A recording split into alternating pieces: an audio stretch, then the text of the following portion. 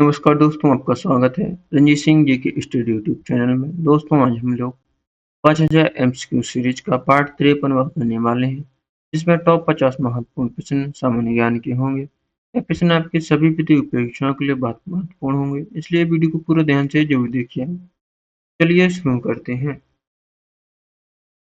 आपका पहला प्रश्न है, भारत का राष्ट्रपति बनने के लिए न्यूनतम आयु सीमा क्या है? इसके ऑप्शन है 25 वर्ष, 30 वर्ष या 35 वर्ष या 40 वर्ष। का सही जवाब है ऑप्शन सी 35 वर्ष। भारत का राष्ट्रपति बनने के लिए न्यूनतम आयु सीमा है। अगला प्रश्न है, किस संविधान संशोधन द्वारा संपत्ति के अधिकार को वृहद कानूनी अधिकार बना दिया गया है? इसका है 42वें, 44वें या 46वें या 73वें। का सही जवाब है ऑप्शन बी 44वें। अगला प्रश्न है, भारत में सशस्त्र बलों का सर्वोच्च कमांडर कौन होता है? इसके ऑप्शन है प्रधानमंत्री, रक्षा मंत्री या थल सेनाध्यक्ष या राष्ट्रपति। का सही जवाब है ऑप्शन डी राष्ट्रपति। भारत में सशस्त्र बलों का सर्वोच्च कमांडर होता है। अगला प्रश्न है, भारत में वर्तमान में भारत में कुल कितने उच्च न्यायालय हैं? का सही जवाब होगा ऑप्शन सी 25। अभी वर्तमान में भारत में कुल 25 उच्च न्यायालय हैं। अगला प्रश्न है, भारत का सबसे पुराना उच्च न्यायालय कौन सा है? इसकी स्थापना 1862 में हुई थी। इसके ऑप्शन है Allahabad high court, Calcutta high court, Bambai high court या मद्रास हाई कोर्ट। इसका सही जवाब है option B Calcutta high court. यह भारत का सबसे पुराना उच्च न्यायालय है। इसकी स्थापना 1862 में हुई थी। अगला प्रश्न है, मानव ने सर्वप्रथम किस धातु का प्रयोग किया था? इसके ऑप्शन है लोहा, चांदी, सोना या तांबा का। इसका सही जवाब है ऑप्शन डी मानव ने सर्वप्रथम तांबा धातु का प्रयोग किया था। दोस्तों, वीडियो को पूरा ध्यान से जरूर देखना है, क्योंकि यह प्रश्न आपकी सभी प्रतियोगी परीक्षाओं के लिए बहुत महत्वपूर्ण है। सभी एग्जाम में बार बार पूछे भी जाते हैं, इसलिए वीडियो को पूरा ध्यान से जरूर देखना। अगला प्रश्न देखते हैं। अगला प्रश्न है, वेदों की ओर लौटो का प्रसिद्ध नारा किसने दिया था? इसके ऑप्शन है राजा राम मोहन राय, स्वामी विवेकानंद या स्वामी दयानंद सरस्वती या रामकृष्ण परमहंस ने।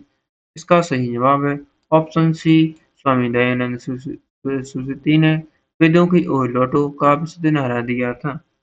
अगला प्रश्न है, प्रसिद्ध पुस्तक आनंद मठ के लेखक कौन है? इसके ऑप्शन है रविन्द्रनाथ टैगोर, बंकिम चटर्जी या शरतचंद्र चट्टोपाध्याय या मुंशी प्रेमचंद।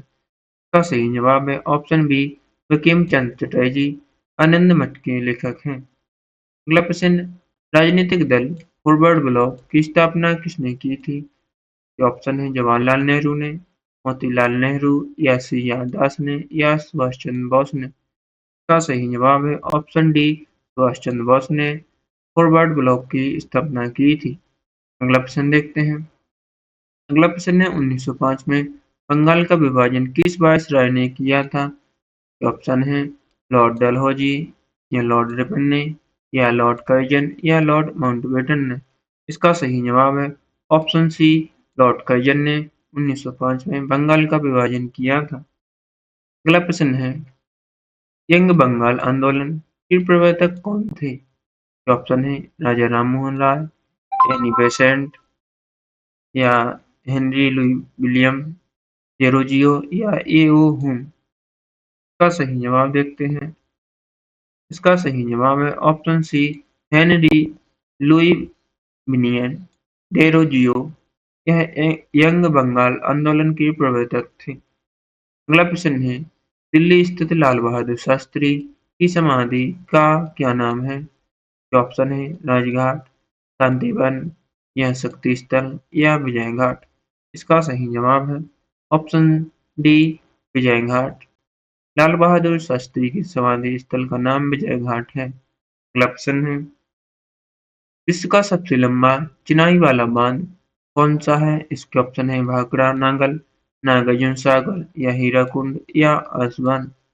इसका सही जवाब है ऑप्शन सी हीराकुंड। यह विश्व का सबसे लंबा चिनाई वाला बांध है। अगला प्रश्न है, मैकमोहन रेखा किन दो देशों के बीच की सीमा निर्धारित करती है? इसके ऑप्शन है ऑप्शन ए भारत और पाकिस्तान, ऑप्शन बी भारत और नेपाल, ऑप्शन सी भारत और बांग्लादेश, ऑप्शन डी भारत और चीन। इसका सही जवाब है ऑप्शन डी भारत और चीन के बीच मैकमोहन रेखा है। अगला प्रश्न है, चाय की खेती के लिए सबसे उपयुक्त मिट्टी कौन सी होती है? इसके ऑप्शन है क्षारीय, अम्लीय, लाल या रेतीली। इसका सही जवाब है ऑप्शन बी अम्लीय खेती। अम्लीय मिट्टी चाय की खेती के लिए होती है। अगला प्रश्न है, भारत में कपास उत्पादन में अग्रणी राज्य कौन से हैं? ऑप्शन है ऑप्शन ए महाराष्ट्र और गुजरात, ऑप्शन बी गुजरात और आंध्र प्रदेश, ऑप्शन सी महाराष्ट्र और पंजाब, ऑप्शन डी गुजरात और पंजाब। इसका सही जवाब है ऑप्शन ए महाराष्ट्र और गुजरात। अगला प्रश्न है, गंगा के मैदान में पाए जाने वाले नए जलोढ़ निक्षेपों को किस नाम से जाना जाता है? इसके ऑप्शन है भाबर, कांगर या खादर या तराई का सही जवाब है ऑप्शन सी खादर के नाम से जाना जाता है। अगला प्रश्न है, गंगा के मैदान में पाए जाने वाले पुराने जलोढ़ निक्षेपों को क्या कहा जाता है? इसके ऑप्शन है भाबर, कांगर, खादर या तराई। इसका सही जवाब होगा ऑप्शन बी कांगर। अगला प्रश्न है, भारत के किस राज्य को चीनी का कटोरा कहा जाता है? इसके ऑप्शन है महाराष्ट्र को, तमिलनाडु को या उत्तर प्रदेश या आंध्र प्रदेश को। इसका सही जवाब है ऑप्शन सी उत्तर प्रदेश राज्य को भारत का चीनी का कटोरा कहा जाता है। अगला प्रश्न है, भारत के किस राज्य को अनाज का भंडार कहा जाता है? इसके ऑप्शन है उत्तर प्रदेश, पंजाब या हरियाणा या आंध्र प्रदेश को। इसका सही जवाब होगा ऑप्शन बी पंजाब राज्य को अनाज का भंडार कहा जाता है। अगला प्रश्न है, कौन सा जल निकाय अंडमान द्वीप समूह को निकोबार द्वीप समूह से अलग करता है? ऑप्शन है पाक जलमग्न या मन्नार की खाड़ी या 8 डिग्री चैनल या 10 डिग्री चैनल। इसका सही जवाब है ऑप्शन डी 10 डिग्री चैनल। अगला प्रश्न है, नेताजी सुभाष राष्ट्रीय खेल संस्थान कहाँ स्थित है? इसके ऑप्शन है कोलकाता, नई दिल्ली, पटियाला या पुणे में। इसका सही जवाब है ऑप्शन सी पटियाला में नेताजी सुभाष राष्ट्रीय खेल संस्थान स्थित है। अगला प्रश्न है, विश्व का प्रसिद्ध अमेजन बेसिन किस महाद्वीप में स्थित है? इसके ऑप्शन है यूरोप, अफ्रीका या उत्तरी अमेरिका या दक्षिण अमेरिका में। इसका सही जवाब है ऑप्शन डी दक्षिण अमेरिका में अमेजन बेसिन महाद्वीप स्थित है। अगला प्रश्न है, विद्युत धारा की शक्ति मापने के लिए किस उपकरण का उपयोग किया जाता है? इसके ऑप्शन है एमीटर, गैल्वेनोमीटर, वोल्टमीटर या इलेक्ट्रोमीटर का। इसका सही जवाब है ऑप्शन बी गैल्वेनोमीटर का। अगला प्रश्न है, कपड़ों को कीड़ों से बचाने के लिए उपयोग की जाने वाली नेपथलीन की गोलियां किससे बनाई जाती हैं? के ऑप्शन है पेट्रोलियम, कोलतार से या मोम से या प्लास्टिक से। इसका सही जवाब है ऑप्शन बी कोलतार से बनाई जाती हैं। अगला प्रश्न देखते हैं दोस्तों, वीडियो पसंद आ रहा है तो वीडियो को लाइक करें और चैनल को सब्सक्राइब करें और अपने दोस्तों के साथ शेयर जरूर करें। आप लोगों ने पिछले पार्ट नहीं देखो तो वो भी जरूर देख लें, क्योंकि यह प्रश्न आपकी सभी प्रतियोगी परीक्षाओं के लिए बहुत महत्वपूर्ण है।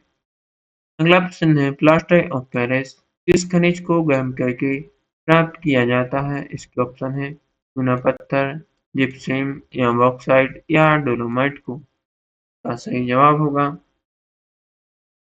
ऑप्शन बी जिप्सम को। अगला प्रश्न है, एक हॉर्स पावर कितने वाट के बराबर होता है? इसका सही जवाब है ऑप्शन सी 746 वाट के बराबर।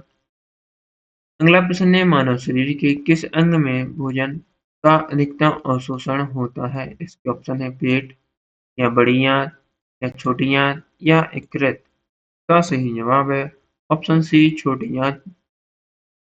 अगला प्रश्न है, हीरा और ग्रेफाइट किस तत्व के अपरूप हैं? इसके ऑप्शन है सिलिकॉन, सल्फर, या फास्फोरस या कार्बन के? इसका सही जवाब है ऑप्शन डी है कार्बन के अपरूप हैं हीरा और ग्रेफाइट। अगला प्रश्न है भौतिकी में विद्युत आवेश की एसआई इकाई क्या है? इसके ऑप्शन है एम्पियर, वोल्ट या कूलाम या ओम। इसका सही जवाब है ऑप्शन सी कूलाम। अगला प्रश्न देखते हैं। अगला प्रश्न है किलोवाट घंटा निम्नलिखित में से किसकी इकाई है? इसके ऑप्शन है संभावित अंतर या विद्युत शक्ति या विद्युत ऊर्जा या विद्युत क्षमता। इसका सही जवाब है ऑप्शन सी विद्युत ऊर्जा। अगला प्रश्न है जीवाश्मों के विज्ञान अध्ययन को क्या कहा जाता है? इसके ऑप्शन है पैथोलॉजी, पैलियोंटोलॉजी या सिस्मोलॉजी या हिस्टोलॉजी। इसका सही जवाब होगा ऑप्शन बी पैलियोंटोलॉजी।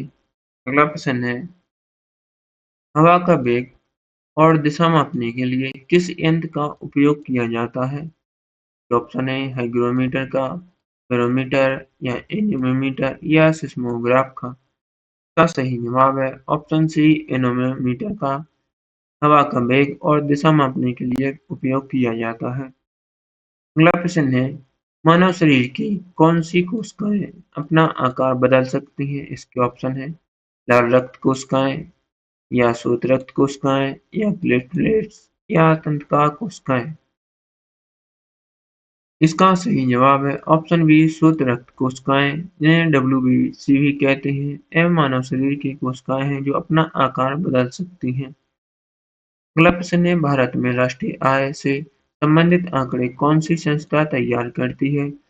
ऑप्शन है नीति आयोग, वित्त मंत्रालय या भारतीय रिजर्व बैंक या केंद्रीय सांख्यिकी संगठन आयोग। इसका सही जवाब है ऑप्शन डी केंद्रीय सांख्यिकी संगठन।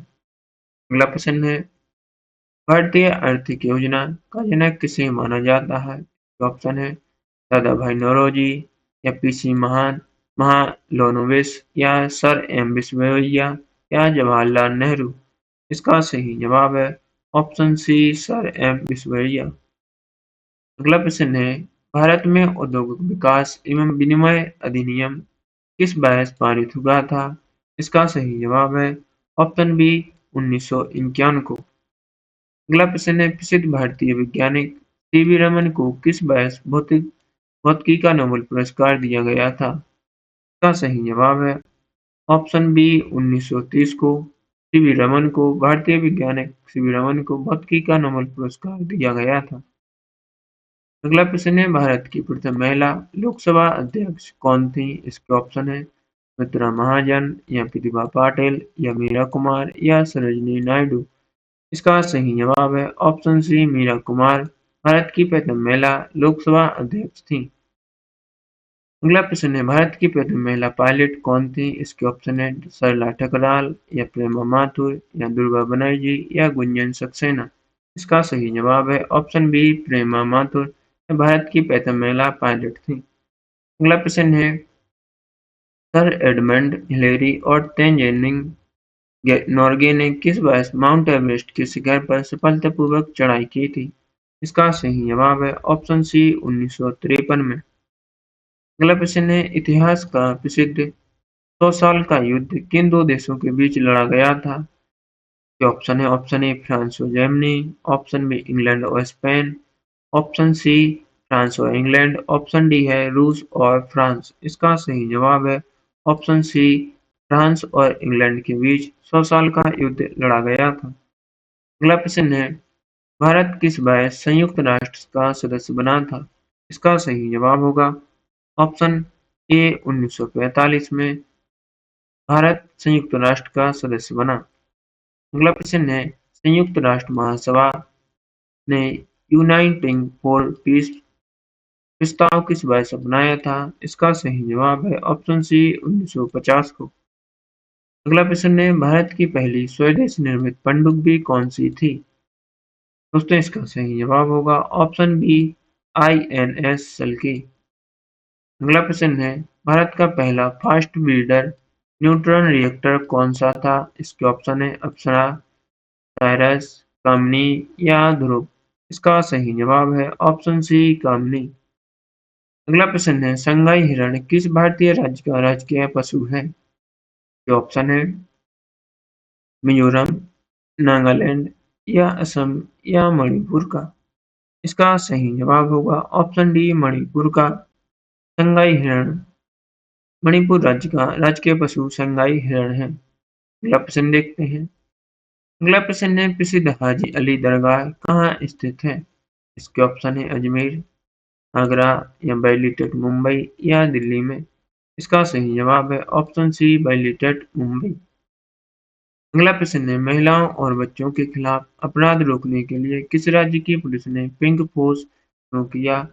ये ऑप्शन है उत्तर प्रदेश, मध्य प्रदेश, गोवा या केरल। इसका सही जवाब है ऑप्शन सी गोवा ने। अगला प्रश्न है, हैरी पॉटर नामक काल्पनिक चरित्र की रचना किस लेखिका ने की थी? दोस्तों इसका सही जवाब है ऑप्शन बी जेके रावलिंग ने। दोस्तों वीडियो पसंद आया है तो वीडियो को लाइक करें, अपने दोस्तों के साथ शेयर करें, चैनल को और सब्सक्राइब करें जिससे आपको डेली ऐसे इंपॉर्टेंट प्रैक्टिस सेट मिलेंगे। और आप लोगों ने पिछले प्रैक्टिस सेट नहीं देखो तो वो भी जरूर देख लेना, क्योंकि यह प्रश्न आपकी सभी प्रतियोगी परीक्षाओं के लिए बहुत महत्वपूर्ण है।